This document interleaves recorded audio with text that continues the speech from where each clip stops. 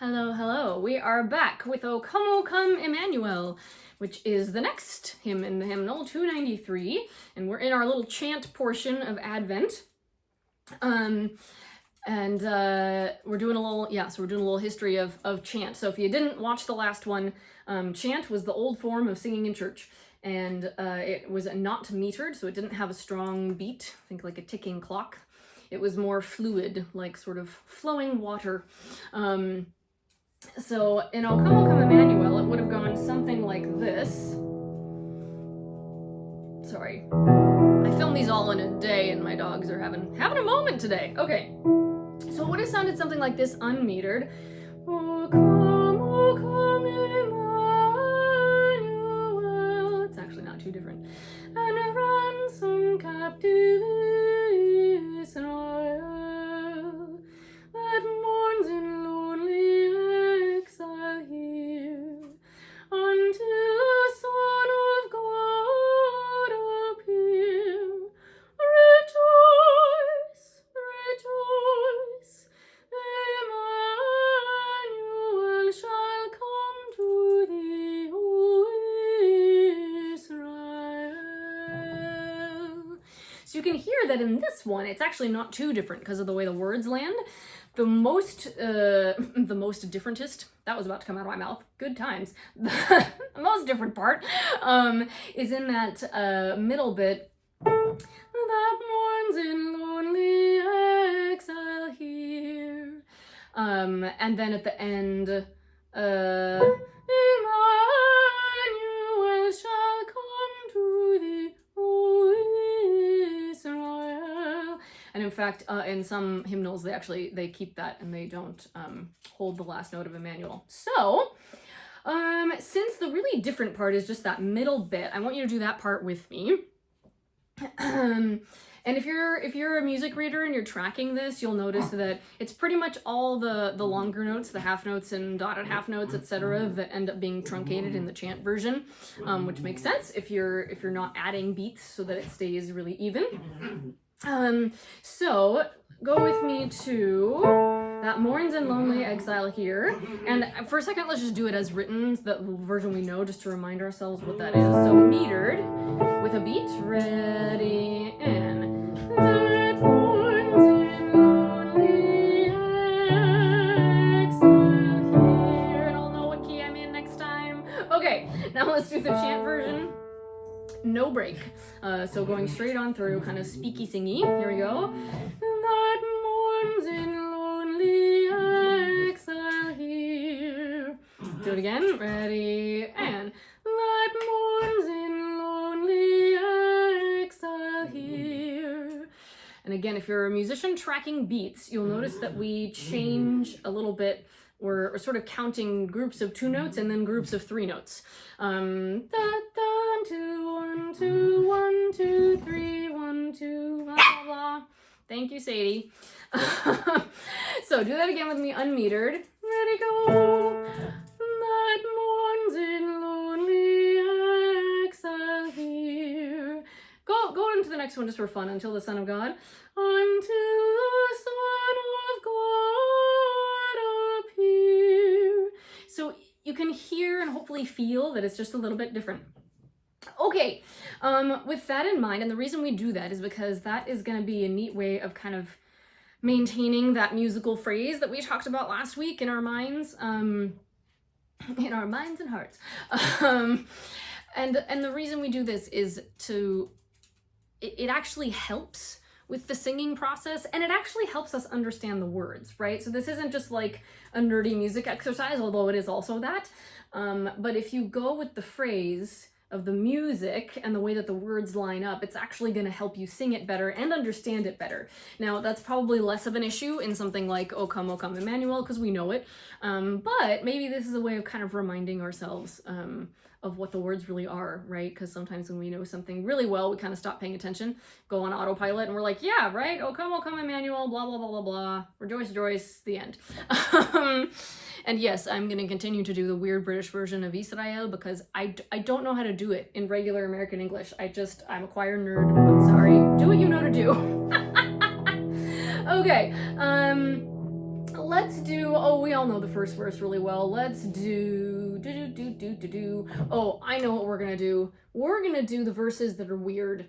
So that means we're gonna do the third verse and we're gonna do the fifth verse. And the reason we're doing this is because I know we've done this quite frequently for our lessons and carols, and the text underlay of the notes is different, is a little bit, the phrasing, is different for the third and fifth verses, which when it's printed on paper with just the lyrics is sometimes hard to follow. So look at verse 3 with me. O come thou rod of Jesse free. And again, to harken back to our chant analogy, this is why this happens. If you were going to do the chant version of verse 3, O come thou rod of Jesse, free thine own from Satan's tyranny. Right? But when we have it metered, we have to pause on free, which feels a little awkward. So meter, do that with me, verse 3. Ready? Breathe. O come thou rod of Jesse, free thine own from Satan's tyranny. From depths of hell thy people save, and give them victory o'er the grave. Rejoice, rejoice, Emmanuel shall come to thee, O Israel. Very good. Same thing on verse 5. I'll do the chant one. If you want to do it with me, feel free. So chant of verse 5 would be this. O come, thou King of David, come and open wide our heavenly home. Okay, so we're going to end up holding the word come a little bit longer. Alrighty, verse 5, metered, ready, breathe. O come, thou King of David, come and open wide our heavenly home. Make safe the way that leads on high, and close the path to misery. Rejoice, rejoice, Emmanuel shall come to thee, O Israel. Very good. You probably noticed me doing some different breathing things too, which I'm trusting you can kind of get a handle on now. So both those verses we just did, come thou rod of Jesse, breathe free, but don't suck in here like that, that's bad. Same thing at the end on the refrain, the rejoice, rejoice. It's yogi's choice. Y'all don't do yoga, but it's okay. They say that sometimes in yoga. Dealer's choice? No, probably not in church. Okay. Emmanuel shall come to thee, O Israel. I can't do it. Israel. Israel. You can breathe wherever you want. Emmanuel. You can breathe. Shall come to thee, O Israel. Or hold over if you feel so moved. Emmanuel shall come to thee, breathe, O Israel. You can do what feels right to do. Good. I feel like I was going to tell you one more thing about chant, and now I don't know what it was. Dang. I don't know. Maybe it'll come to me and I'll throw it in another video that has nothing to do with chant.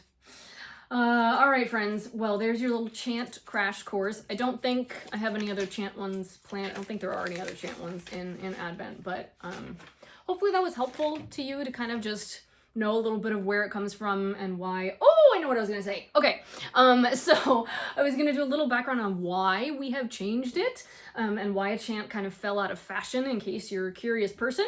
And it was really about being able to keep people together in larger numbers. So if you're ever kind of wondering why, when you hear different forms of music, like why is it this way now and that way then, it's usually a function of trying to clarify what the writer of the music, the composer, wants to have happen. That's usually the answer. We're looking for clarity. And so when you start to get bigger congregations and churches, and oh goodness gracious me, when you get into some of those old cathedrals that the sound rings for days and days and days. If you've never been to one of those, trying to keep people together in that scenario is quite an experience. So that's why we tend to add in those metered and beated versions of the chant tunes, and also to kind of homogenize the whole hymnal so that you're not trying to do what I'm basically teaching you to do, which is jump between different time periods and styles. But I think it's fun to know and kind of helpful in when we come to sing these things. So there you go. There's your weird history lesson and chant crash course. Hope that was fun. Hope that was helpful, and happy singing.